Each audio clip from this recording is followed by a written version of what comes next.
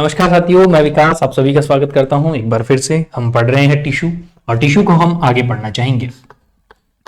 देखिएगा dear, tissue के बारे में जब हम बात करें तो टिश्यू के बारे में मैंने आप लोगों को कुछ बातें बताई थी और हमने क्लासिफिकेशन देखा था।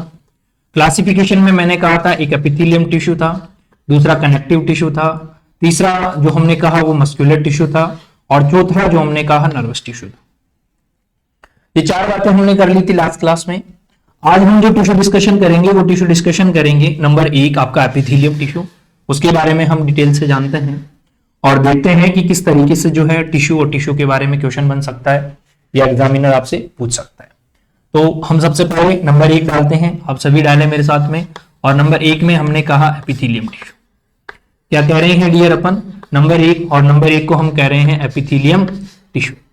देखिएगा भैया, एपिथेलियम टिश्यू की जब हम बात करें तो आप इस वर्ड से पता करें, इस चीज से पता करें सबसे पहली बातें और कुछ इंपॉर्टेंट बातें। मैं एक बात जरूर कहूंगा कि जिंदगी में जब हम शब्दों को तोड़ देते हैं, किसी कहने वाले ने गलत कहा है कि नाम में क्या रखा है और मेरा कहना है कि जो रखा है वो नाम में ही रखा है, इसके सिवाय कहीं कुछ भी नहीं रखा है।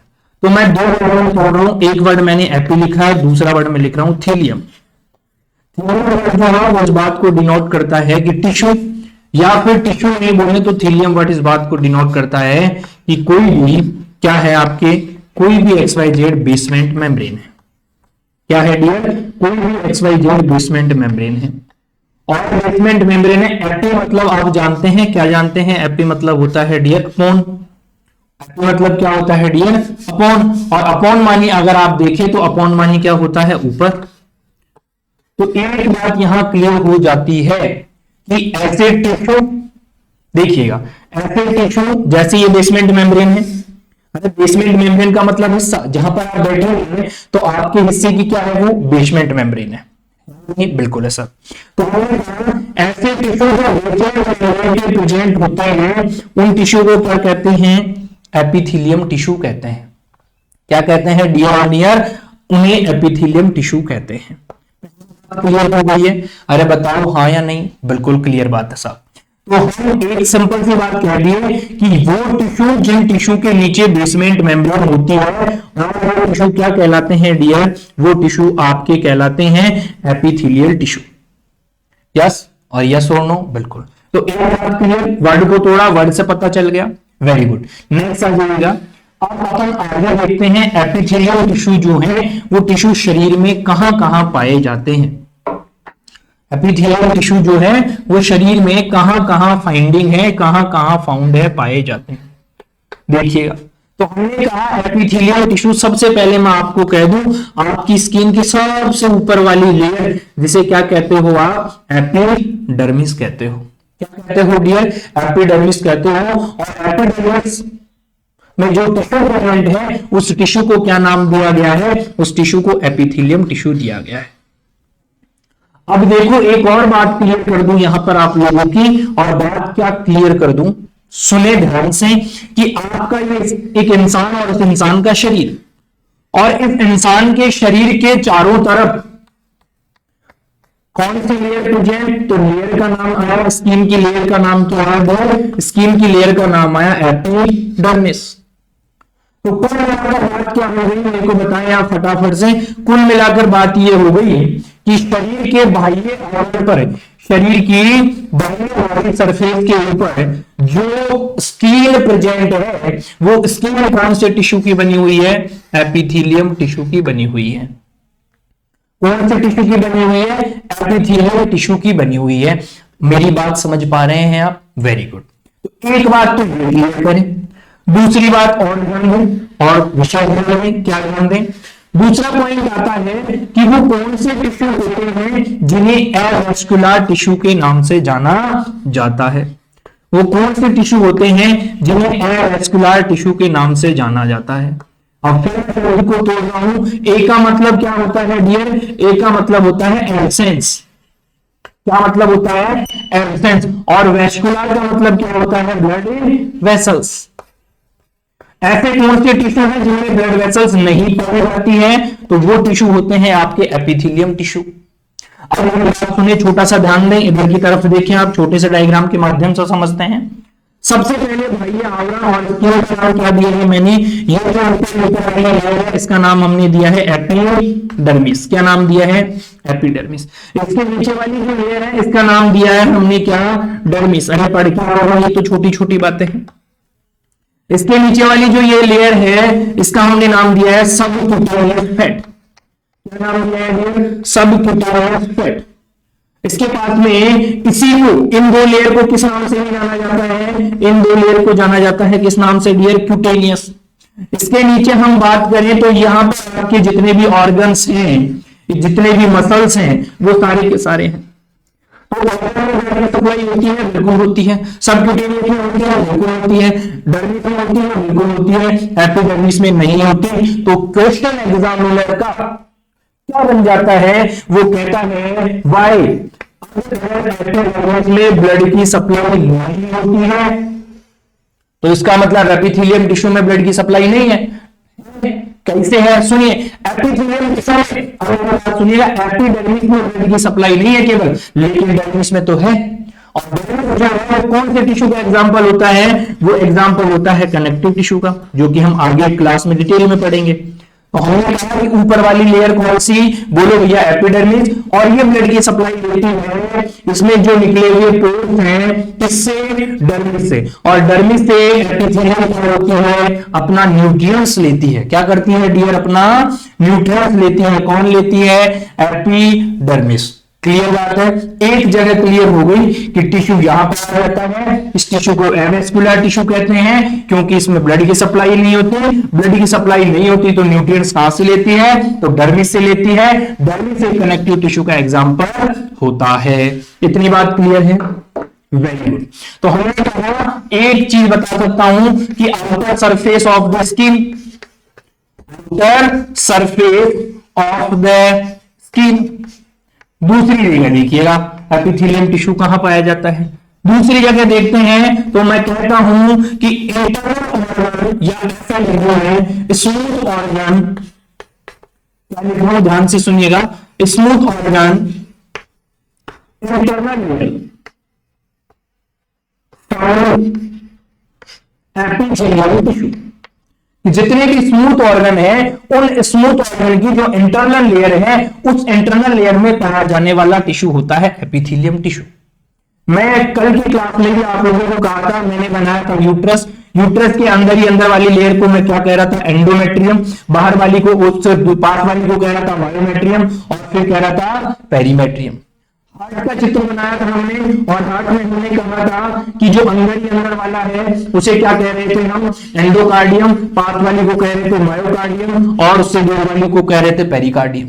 फिर हमने स्टमक का डायग्राम बनाया था, और स्टमक में हमने कहा था कि अंदर बाहर से अगर हम चले तो पहली लेयर थी कौन सी? फाइब्रोसा। उसके बाद दूसरी लेयर थी मस्कुलर, तीसरी लेयर थी सब म्यूकोसा, चौथी लेयर थी कौन सी? म्यूकोसा। तो सारी की सारी जो हर स्मूथ ऑर्गन की जो इनर लेयर है, वो इनर लेयर कौन से टिश्यू से मिलकर बनी है? हाँ, इसमें पुट करे फटाफट से, वो बनी हुई है आपकी एपिथेलियम टिश्यू से। क्यों बनी हुई है? क्योंकि एपिथेलियम टिश्यू का एक बहुत अच्छा काम होता है। एपिथेलियम टिश्यू क्या करवाता है? एपिथेलियम टिश्यू करवाता है डियर सीक्रेशन। क्या कराता है माय डियर? बोलो भैया, सीक्रेशन। सीक्रेशन आप जानते हैं? अरे सीक्रेशन समझ रहे हो मेरी बात को? सीक्रेशन कराता है भैया। अब सीक्रेशन जब ये करवा रहा है, मतलब यहां से कुछ रिलीज कर रहा है। स्टमक से रिलीज होता है कि नहीं होता? एंडोकार्डियम है, वो क्या करती है? सप्लाई दे रही है, इधर सीक्रेशन देती है। इधर यूट्रस की बात करें, इधर भी सीक्रेशन। तो कुल मिलाकर बात क्या हुई? एपिथेलियम टिश्यू जो है उस स्मूथ ऑर्गन की हर इंटरनल लेयर में प्रेजेंट होता है। कौन सा टिश्यू? Epithelium tissue. तो एक बात तो क्लियर होगी कि एपिथेलियम टिश्यू में ब्लड की सप्लाई है। ब्लड की सप्लाई कहां नहीं है? सो एपिथेलियम टिश्यू में ब्लड की सप्लाई है, लेकिन स्मूथ ऑर्गन के इंटरनल लेयर में तो है, लेकिन बाहरी सरफेस जो है, आउटर लेयर है, उसके अंदर नहीं है। नेक्स्ट देखिएगा, आप ग्रेन्स होती हैं, बात करें कौन कौन सी ग्रेन्स हो, चाहे ग्रेन्स एंडोक्राइन हो और चाहे ग्रेन्स कौन सी होगी है? एक्सोक्राइन हो। तो those grains present in epithelium tissue, दोनों ही तरह की ग्लैंड्स के अंदर एपिथेलियम टिश्यू पाया जाता है। वो होती है जो ग्लैंड्स क्या होती है, डक्ट होती है, जिनका सीक्रेशन डायरेक्ट कहां जाकर डलता है, डायरेक्ट ब्लड में जाता है, वो एंडोक्राइन होती है।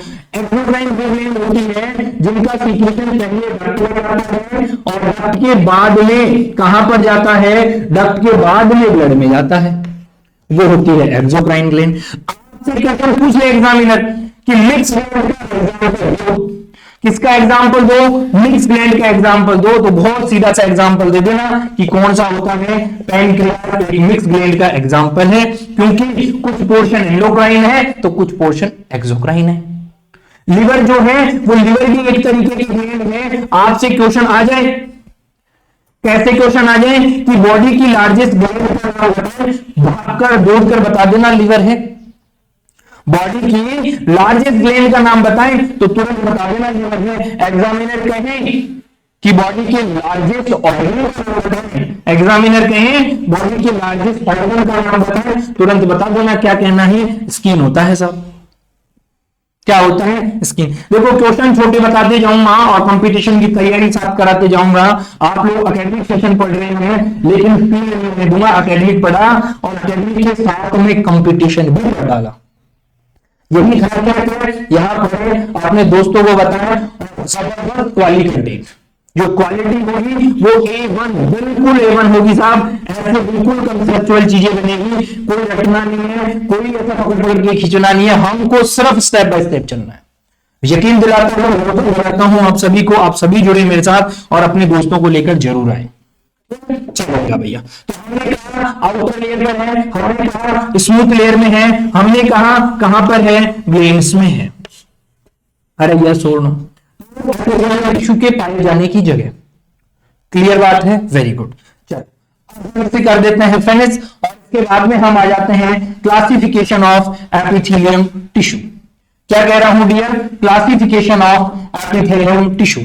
जब हम क्लासिफिकेशन पढ़े टिश्यू का तो टिश्यू जो होता है डियर वो कितने टाइप का होता है, वो होता है मोस्टली एपिथेलियम टिश्यू को हम क्लासिफाइड करते हैं। तो पहले और डिटेल में चलूंगा थोड़ा सा आप लोगों के लिए, आप बहुत मेहनत करते होंगे तो और डिटेल से हम पढ़ना चाहेंगे क्या, देखिएगा। अब हम इसे नॉर्मली थोड़े से दो तरीके का विभाजन बताता है हमें, और पहला जो विभाजन होता है उसे हम बोलते हैं सिंपल एपिथेलियम टिश्यू, और दूसरा जो होता है उसे हम बोलते हैं स्ट्रेटिफाइड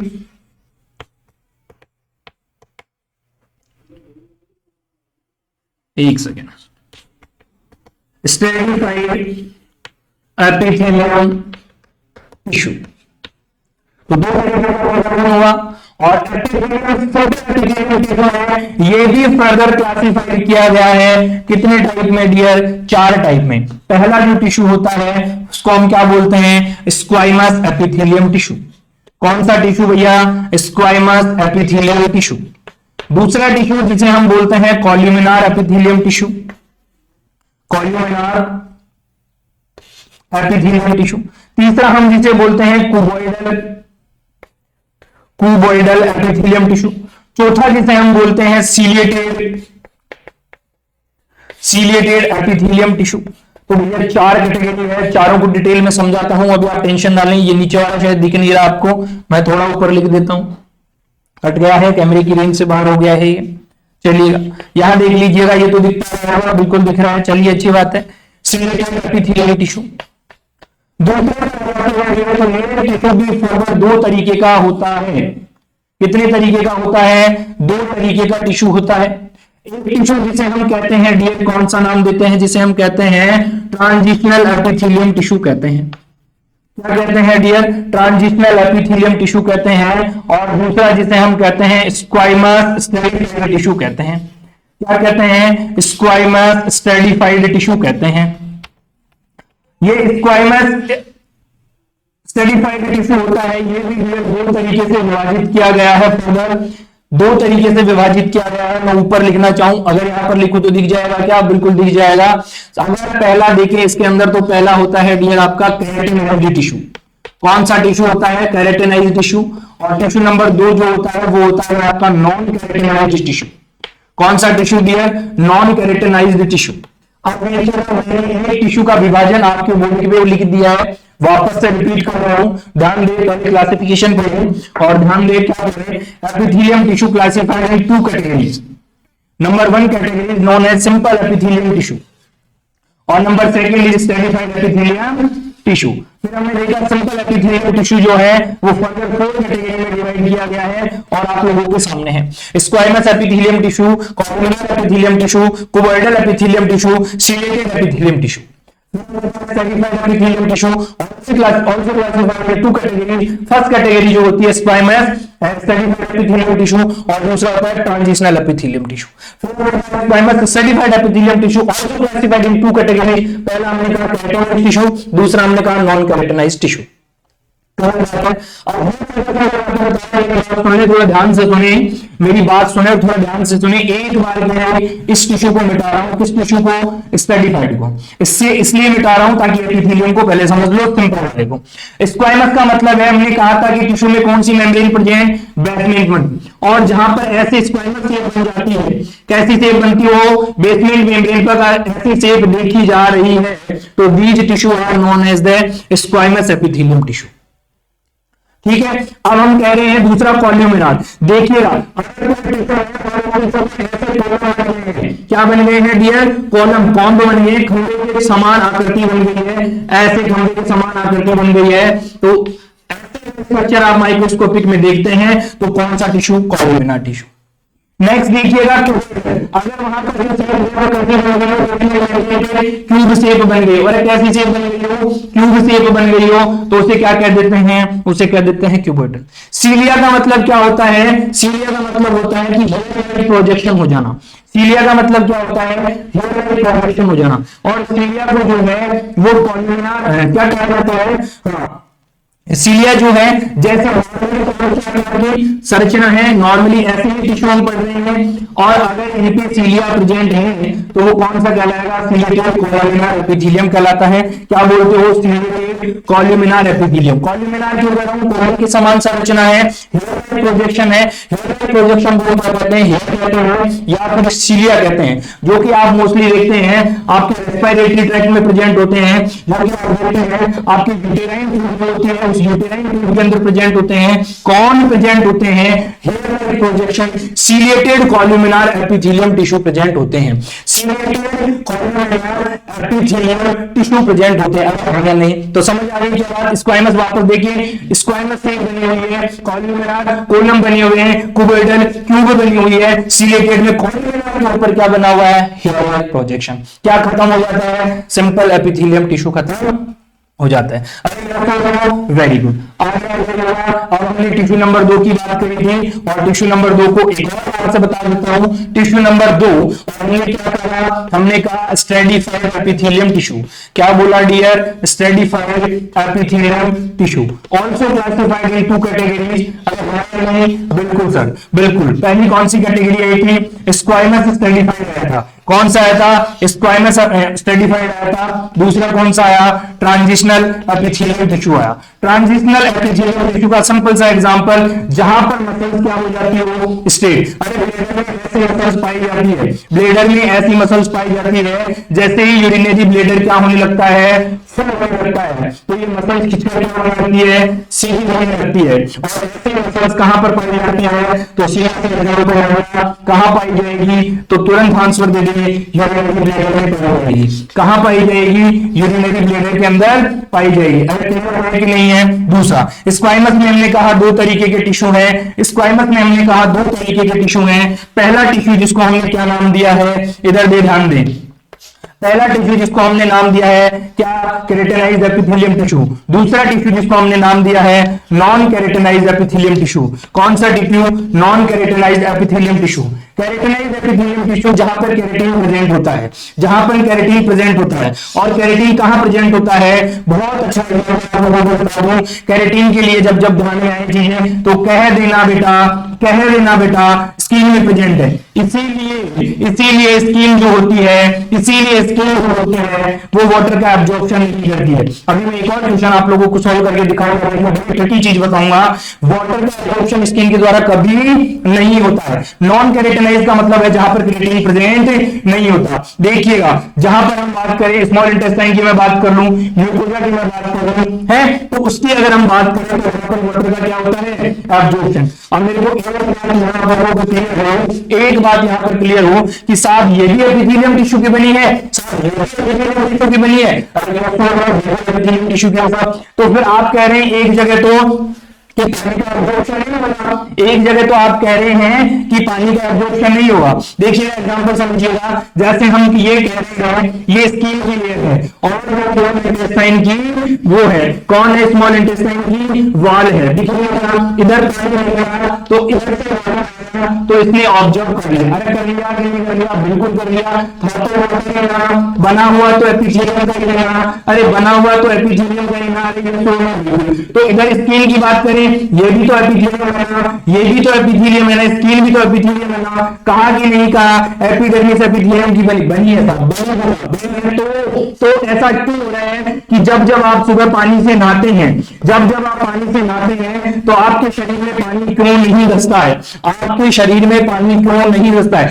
एब्जॉर्प्शन का काम दोनों करते हैं, एब्जॉर्प्शन का काम है एपिथेलियम टिश्यू का। कैसे है तो जैसे आपके लग गई, आप लगाते हैं कोई भी ऑइंटमेंट, अब क्या लगाते हो आप लगाते हैं आइडेक्स, आप लगाते हैं विक्स, आप लगाते हैं पेट्रोलियम जेली। सारी की सारी बॉडी कैसे एब्जॉर्ब कर लेती है, केवल पानी को ही स्किन एब्जॉर्ब क्यों नहीं करती है, इसीलिए नहीं करती है क्योंकि उसके अंदर पाया जाता है, क्या पाया जाता है, केराटिनाइज्ड एपिथेलियम टिश्यू पाया जाता है। क्या पाया जाता है, केराटिनाइज्ड एपिथेलियम टिश्यू पाया जाता है। जब जब ये टिश्यू होगा, जहां जहां ये टिश्यू होगा वहां वहां पानी का एब्जॉर्प्शन बिल्कुल भी नहीं होगा। क्लियर बात है क्या, समझ में आई के नहीं आई। एपिथेलियम टिश्यू एब्जॉर्प्शन करता है लेकिन स्किन पे नहीं करता।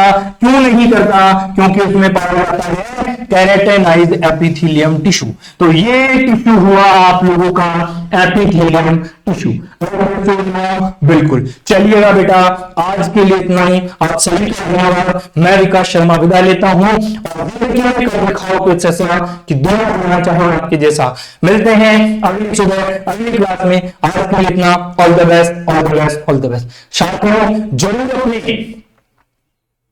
सपोर्टिव को, जरूर अपने क्लासमेट को और जरूर उस जरूरतमंद को क्लास शेयर करें जिनको सच में नीड है पढ़ने की। Thank you, all the best.